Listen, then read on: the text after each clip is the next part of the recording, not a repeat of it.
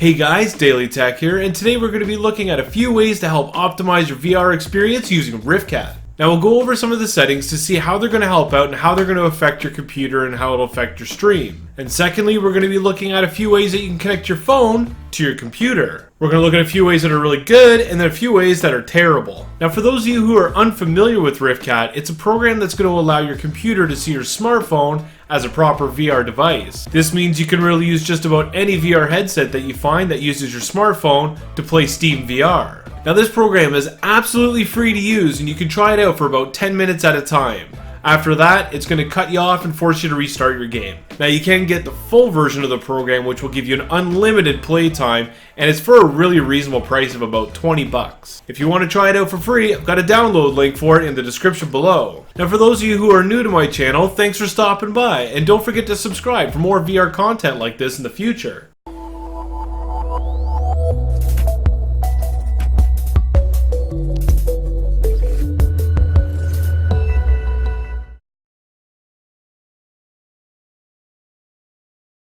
Now before we get digging into any of the settings that are available in Riftcat, the first thing you need to worry about is getting your phone connected to your PC. There are a number of different ways to do this and all of them are going to give you different results. Now the very best way to do this is to take your phone and attach it to your PC by USB cable. This is called USB tethering. Effectively, your computer will have a direct wired network connection right to your phone. Now yes, this does give you the best quality, but you are tethered to your computer, so it does have a lot of limitations. Also, if you're trying to diagnose any kind of issues that you might be running into a Riftcat, that's the best way to do it for testing. It eliminates all possibility of your network or your Wi-Fi signal or anything like that getting in the way. Now the next best way, and the way I personally use, is having your PC wired straight into your router and then having your phone using wireless AC to connect to that router. Wireless AC is always 5 GHz, so that's going to give you a really snappy connection. If you have wireless N at 5 GHz, that's a really close second to the AC. This is going to be depending on how powerful your router is, of course. Also, make sure that router is in the same room that you're going to be gaming in. The closer you are to that access point, the lower amount of latency you're going to see. When I'm gaming, I'm roughly 10 feet at all times from the router. And at that, I can barely notice any kind of difference between using a USB tether and using it wirelessly. Also, try to use a channel that's completely open and has no interference as well. Most of the time, if your router is set to auto-select the right channel, it is going to find the right one. But if you do have a number of devices connecting to that 5 GHz channel in your house, that might also cause you some interference. So the key is really to just try to isolate as much as possible. Now if you don't have a wireless AC router or a 5 GHz router at all, the next best thing you could do is a hosted network on your PC. This is when you take a wireless adapter, you put it on your computer, and you use that wireless adapter to create its own network hotspot.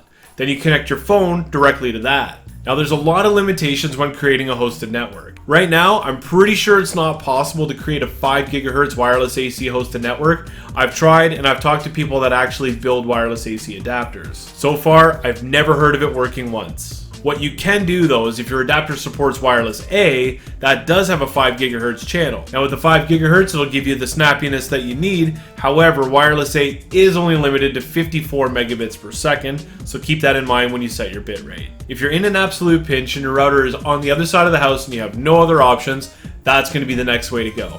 Now the last two ways I'm going to talk about here are probably the worst ways to connect your phone, and I highly recommend against it at all costs. The results you're going to get are really not what you're looking for, and you're probably going to have a pretty bad outlook on how this works. Now the better of those two options is to have your PC wired into a 2.4 GHz router and then have your phone connect wirelessly to that. Even if you're really close, wireless N at 2.4 GHz is pretty rough. Now the absolute worst way to have this done is to have your PC connect to your access point wirelessly and then your phone also connected to the access point wirelessly too.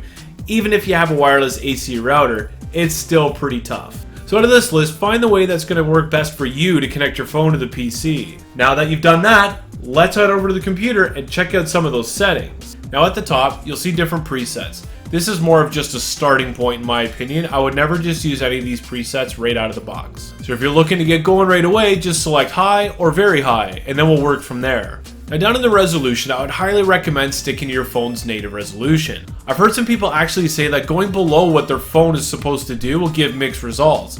So just try sticking to matching what your phone wants. Now under that, you're going to see frame rate. You have the option between 30 and 60 frames per second.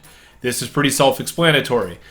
30 frames per second is probably better off if you have a very poor connection to your phone, or if you have an older phone that just can't quite handle it. 30 frames per second will be noticeably different than 60, so if possible, always try to use 60 to get the smoothest playback possible. If you think about it, the Oculus Rift or HTC Vive, they both use 90 frames per second, so the closer you can get to that, the better. Now, setting the bitrate is probably the most important thing here. It'll determine how much data is being sent over the network to your phone. This setting is the biggest driver of display quality and performance. Setting this too high can increase latency and increase the chance of packet loss on your network. Now, this will give you horrible pixelation from time to time while playing. In most cases, going above 20 to 30 megabits per second yields little to no improvements at all.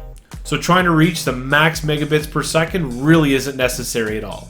If you're using wireless, I'd probably suggest no higher than 20. Now, this will help to make sure you get the most smooth image without interruptions and minimal latency. Now, to find the right setting, just start somewhere at about 10, then go up by about 2 megabits per second and test out a game. Once you stop seeing improvements in image quality or your screen starts becoming pixelated in spots, back it down by 1 and then try it again. This way, you can find the perfect sweet spot for your network setup. That being said, bitrate is a network setting. It's really not going to affect the performance of your computer itself. Looking down to the next option, which is render scale, this one's the opposite. It is going to affect your computer. This increases the render resolution of the game that you're playing. Now, the biggest bonus of cranking this setting up is to help sharpen up text and give you more crisp details. But keep in mind, the higher you push this is the more load you're going to put on your PC, primarily your video card. But if you do have a PC that can handle turning this up, I would recommend doing it. Since we've already found the right bitrate for our computer, you can now adjust the render scale properly. Start out by testing a game at 100%. Use a game that's really graphically intense, and this will really mark your upper limit. If your computer renders it just fine, gradually move it up from 100 to about 110%, and then test again. If the game starts stuttering or you start losing frame rate, that's when you know you've gone too far. If that starts happening, just back it down by about 5% and you should be good to go. Since you've adjusted this for a very demanding game, the rest of the games you use on this setting should work just fine. Now, you can adjust this setting for every single game, but that's a lot of manual work that I am just not ready to do. So I just decided to pick the highest for the most demanding game and then stick with it. Now, moving on to the video encoder. This is something that really doesn't need a whole lot of testing. You are just best off picking whatever category you fit into. And I'll go over which one works best for each scenario. First is the media foundation. This is what you have to use if you have an AMD video card in Windows 8.1 or higher. Keep in mind that AMD video cards do not perform very well on Windows 7. This is going to be addressed by Riftcat in the future, but as it stands right now, it's a no-go. Now, the only time you should be using media foundation with an NVIDIA card is if you plan to use HEVC encoding, which I'll get into a bit more later on. Now, looking down to NVENC, this is what you'll want to use most of the time for NVIDIA video cards. It is not recommended to use this with anything but NVIDIA cards. Now, this one here luckily does work with Windows 7. Next off is the QuickSync. This is designed for more recent Intel integrated graphics. If you're using Intel Ivy Bridge or newer and using the integrated graphics, this is the setting you're going to want to use. Keep in mind though, you will be using integrated graphics, so if you're not getting the performance you're hoping for, you might have to look into getting a proper video card. Lastly, software encoding. This is the most demanding encoding to use on your system, and it'll give you a noticeable decrease in performance. This is to be used as a last resort only, and that's only if the above options do not work with your video card. This is mainly used for much older gen video cards that do not have the needed native support. Now, one good thing about using the software is that it's a really handy tool for troubleshooting as well. If you're getting no video at all with any of the above, software is the one you're going to want to try, and that really should make just about anything show up on your screen. So in general, if you can move up to Windows 10, this will open up far more doors for you in terms of encoding, and will likely give you a performance gain over Windows 7. Now, the one last experimental option here is the HEVC. If you do have compatible hardware to use this, I would highly recommend it. It uses a much newer H.265 encoding that has way better compression and will greatly reduce the needed bandwidth in your network. Effectively, you get the same video quality for far fewer megabits per second. For me, I find that even 12 megabits per second works really well, and since I'm down that low, I never get any pixelation. Now this setting does require some newer hardware, so you're looking at least a GTX 960 and a phone that's capable of decoding H.265. Now really the easiest way to find out if your hardware supports this or not is just to make sure you run a game in Media Foundation natively and see if it works. If it does, tick the box for HEVC, and if it works, you're good to go. Otherwise, you'll not get any kind of stream. Now keep in mind at this time, HEVC will only work with the Media Foundation encoder. This is something that's being looked at, and hopefully we see that change in the future. Now looking further down, you're going to have your tracking options. First, you got your tracking source. And now if you don't have any kind of external tracking, you're going to want to select just phone sensors only. If you do have something external, you can use the phone orientation and free track position. Free track orientation and position is if you don't have any gyros at all. After that is your Riftcat recenter hotkey. By default, right now it's something that's pretty nuts and reminds me of an Apple hotkey, but you can always change it to something that's more comfortable for you. This is going to be handy if your phone's experiencing some drift and you need to reset it every once in a while. Below that are a few other options. There are a tooltip that'll explain it, however I've got no experience in using either one and have never needed to use it. Now that just about covers the PC side of things. Let's take a look over the phone now. The first thing you want to do on your phone is close everything down that is currently running. If you have any apps that can shut down all running processes at once, that's ideal. Now, we'll open up the Riftcat app and then tap the settings button. Here are a list of the settings that you can adjust. Frame timing will depend on your network connection for the most part.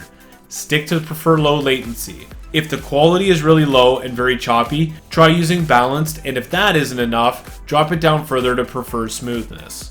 As you go lower in this list, this will add frame buffering. Now this does help to smooth out the picture quality, but at the cost of a little bit of latency. Then at the bottom, you've got the two legacy options, and they should really not be used unless it's an absolute last resort. They're going to be more for a compatibility issue other than an optimization issue. Next thing we're going to look at is your tracking mode. This will be if you're having any issues with drift. Drift is if you're just looking straight in one position and then the screen starts moving off to the side. Depending on your phone, this may or may not be a really big issue.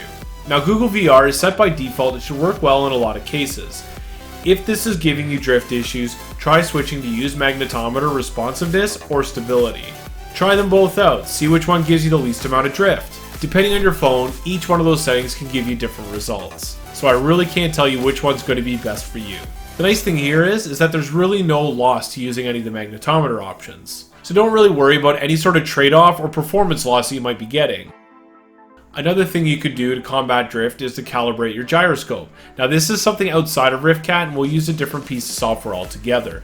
I've seen many different apps that claim they can do this, so you might have to try a few that are going to work out well for your phone. Try Googling around. You're going to see a lot of people talking about how to do it and what works best for them. Now the next options down are going to be some more last resort options again. If your phone has no gyroscope, select no gyroscope. Then you'll need to find some form of external tracking like free track. If you do that, remember to go back to your tracking sources and select free track orientation and position. The last option here is tracking disabled. This is a very limited use option. Now the only way I can see this being effective is if you're doing something like watching a movie or using virtual desktop. These are things you probably don't want moving around. But for standard VR use, this is not a good option at all. Now going back to the main screen, you can try to further reduce latency by unchecking the box for display stabilization. I personally found no difference at all using this option in my setup, but your results might vary. This really shouldn't break anything altogether, but it might give you a subtle increase. Lastly, the automatic stream fixes is an option I found in my experience to get some phones working. I tried using this with an old Galaxy S4, and that phone would only work if I had this option unchecked. Again, something that you're going to have to try out for yourself to see what works best in your phone. And that just about wraps it up for the phone side of things. Well, I really hope some of this stuff helped out and you got your Riftcat running a lot better now. A few minor tweaks and finding the sweet spot for some of these settings can make all the difference playing this. And don't forget to check for Riftcat updates because a lot of the times it got some performance enhancements and hopefully get some really nice gains out of them. So thanks for watching, and don't forget to give this video a thumbs up and subscribe for more content like this in the future. We'll see you next time.